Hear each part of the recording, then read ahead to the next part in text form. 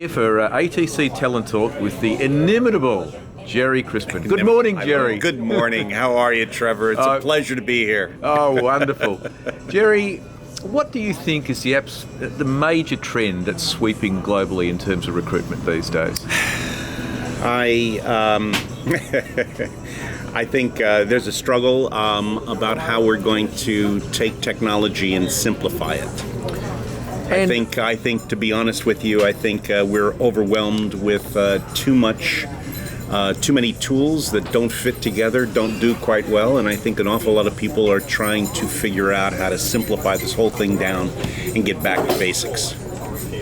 And Gerry, what is it that you're personally most passionate about?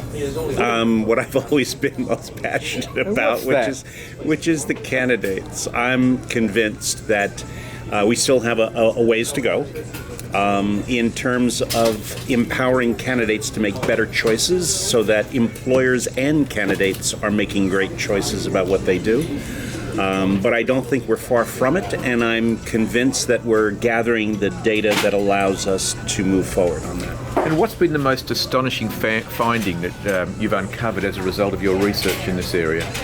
It's none of it's rocket science, but there is one issue that stands out in terms of how the correlations that we're looking at, and that is that at various points in the recruiting process, it's important for us to have complete information as employers about that individual so we make a better choice. But what we've often failed to do is to ask the candidate whether they think and perceive that they were able to share with us everything that was important for them to compete for the job. And what we're uncovering is that if they do believe that that is true, then all the other things related to recruiting that might just annoy the hell out of you go by the wayside, and people are extraordinarily positive.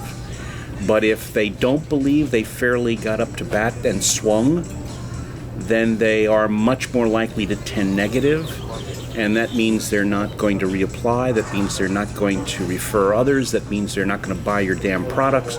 And so we start moving in a totally different direction. That single practice, which at the end of an interview, for example, saying to someone, hey, I've had a lot of time talking to you, but have you been able to tell us everything about your skills, knowledge, and experience that you think is important for you to compete for this job?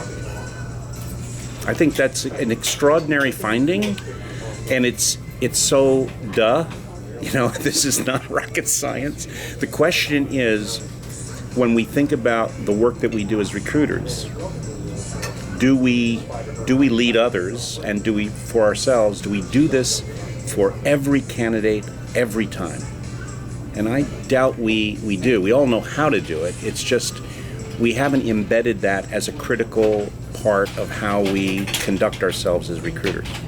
Gerry, thank you very much. It's been a most enlightening interview. I wish you a happy ERE. Thank you. Thanks, mate.